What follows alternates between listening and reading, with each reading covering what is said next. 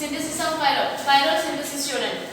నేను చూసాను కదా పైరోల్ యొక్క మేజర్ ప్రాపర్టీస్ ఏమనుకున్నావు, అన్ని 5 హెట్రోసైక్లిక్ కాంపౌండ్స్ లో అంటే పైరోల్ కి మేజర్ ఇంపార్టెన్స్ అని ఉంది. ఎందుకంటే దాని న్యూక్లియస్ వల్ల ఏమవుతుంది, న్యాచురల్ ప్రొడక్ట్స్ లో ఎక్కువ ఇన్వాల్వ్ అవుతుందని చెప్పుకున్నావు కదా.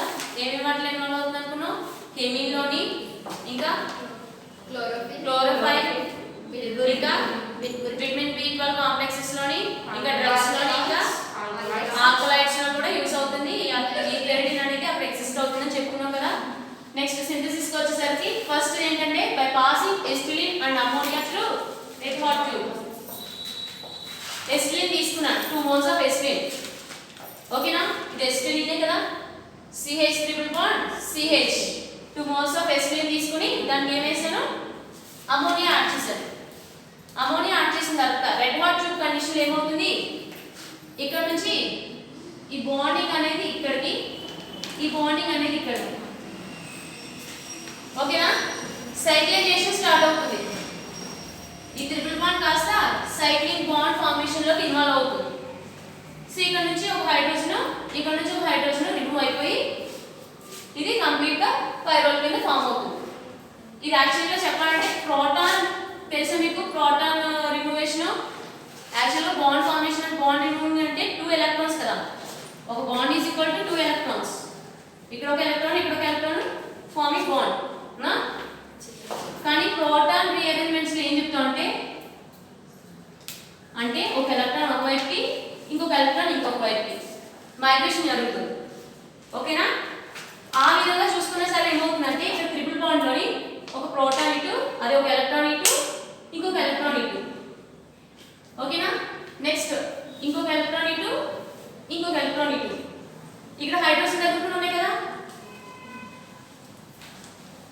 హైడ్రోజన్ ఒక ఎలక్ట్రాన్ తో వెళ్ళిపోతుంది. ఇక్కడ కూడా హైడ్రోజన్ ఒక ఎలక్ట్రాన్ తో రిమూవ్ అయిపోయి ఇంకొక ఎలక్ట్రాన్ దీంతో బాండ్ ఫార్మింగ్ లో ఇన్వాల్వ్ అయిపోయి టోటల్ గా మనకి సైక్లైజేషన్ స్టార్ట్ అవుతుంది. ఓకేనా, ఒక సైక్లిక్ రింగ్ అనేది ఫామ్ అవుతుంది. Triple bond rings converted to double bond. ఓకేనా, అదేవిధంగా ఓన్లీ మన సింగిల్ ఎలక్ట్రాన్ ని ఏం చేస్తున్నాం, ఒక బాండ్ లో 2 electrons ఒకే కార్బన్ వైపు కానీ ఒకే ఆటం వైపు మైగ్రేట్ చేయట్లేదు, ఓన్లీ సింగిల్ ఎలక్ట్రాన్ ని మైగ్రేట్ చేస్తాం. ఓకేనా, ఈ ప్రాసెస్ ఫర్దర్ గా మీరు హైయర్ స్టడీస్ లో నేర్చుకుంటారు, MSc లో ఉంటుంది ఈ ప్రోటాన్ క్లీవేజింగ్ అనేది. ఓకేనా, ఇది రాసుకోకండి, మీకు అర్థమైంది కదా, నేను అర్థం అవడం కోసం చెప్తున్నాను. బాండ్ ఫంక్షన్ అనేది జరిగింది.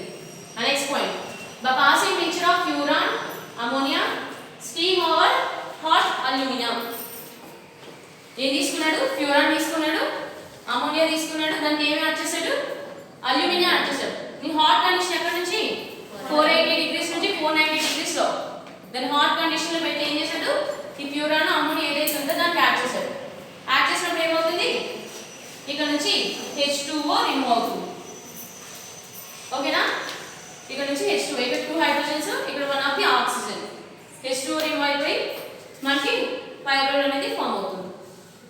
అండ్ నెక్స్ట్ థర్డ్ వన్ చూడండి, by distilling the ammonia mucate and glycerol at 200 degrees. Ammonia mucate and glycerol at 200 degrees. Ammonia mucate first decomposes into butyric acid and ammonia. Ammonia mucate అంటే ఏంటమ్మా, ఒక butyric acid అమోనియాతో treat అయినప్పుడు దాన్ని ammonia బుకేట్ అని అంటాం. ఓకేనా, ammonia బుకేట్ glycerol 200 degrees దగ్గర మనకి మిక్స్ అయ్యింది. అప్పుడు ఏమంటున్నాడు, ఫస్ట్ ఏమవుతుంది, అమోనియా బుకేట్ అనేది it is decomposes into ammonia and butyric acid, అలా డికంపోజ్ అవుతుంది. నెక్స్ట్ ఏమైంది, the former then undergoes decarboxylation, dehydration, cyclization by reaction with ammonia. ఓకేనా, అమోనియా బుకేట్ నుంచి బుటిక్ యాసిడ్ అమోనియా కింద రిమూవ్ అయిపోయింది కదా. ఆ రిమూవ్ అయిన తర్వాత ఏమవుతుంది, ఈ బుటిక్ యాసిడ్ ఈ అమోనియాతోని డిహైడ్రేషన్, డీకార్బాక్సిలేషన్, సైక్లైజేషన్ లో ఇన్వాల్వ్ అవుతుంది. ఓకేనా, ఇది బుటిక్ యాసిడ్ అమ్మా. బుటిక్ యాసిడ్ నుంచి ఇక్కడ నుంచి ఒక H2O మాలిక్యూల్, ఇక్కడ నుంచి ఒక H2O మాలిక్యూల్, ఇక్కడ నుంచి ఒక H2O మాలిక్యూల్, అండ్ ఇక్కడ COOH గ్రూప్ ఉన్నాయి కదా, ఇక్కడ నుంచి కూడా ఒక H2O మాలిక్యూల్. మొత్తం ఎన్ని వాటర్ మాలిక్యూల్స్ రిమూవ్ అయ్యి, 4 వాటర్ మాలిక్యూల్స్ రిమూవ్ అయ్యి మనకి మనకి ఏమొస్తుంది పైరోల్ అనేది ఫామ్ అయింది ఓకేనా అండ్ నెక్స్ట్ ఫోర్త్ పాయింట్ ఏంటి by the distillation of succinic amide over zinc dust succinic amide తీసుకుని జింక్ టెస్ట్ లో ట్రీట్ చేస్తే ఏమొస్తుందంటే మనకి పైరోల్ అనేది ఫామ్ అవుతుంది ఓకేనా దీని నుంచి ఇక్కడ ఏం జరిగింది ఇక్కడ కార్బోనైల్ గ్రూప్ ఉంది C double bond O CO means C double bond ఉంది కదా ఈ గ్రూప్ ఇలా ఉన్నట్టే కదా CO అంటే CO means C double bond O carbonyl గ్రూపే కదా అది సో ఇది ఏమైంది ఇక్కడ OH కి కన్వర్ట్ అయింది అంటే ఏమైందంటే ఇక్కడ రిడక్షన్ జరిగిందా ఆక్సిడేషన్ జరిగిందా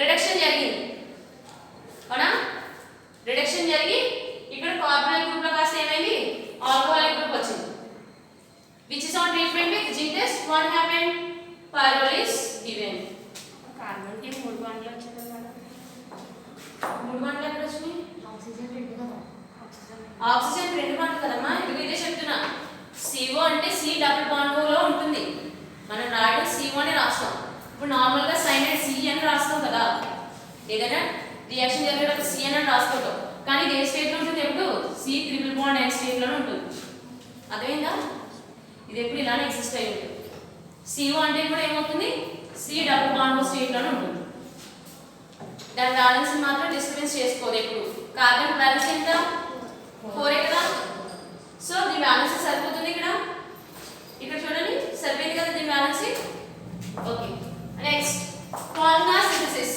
మన జనరల్ సింథసిస్ చూసుకున్నాం కదా నిన్న ఈ 3 కాంపౌండ్స్ ని ఏ నుంచి సింథసిస్ చేయొచ్చు అంటే పాలిమర్ సింథసిస్ ద్వారా యూస్ చేసి చేయొచ్చు అన్నట్టు కదా సో ఇదేంటిది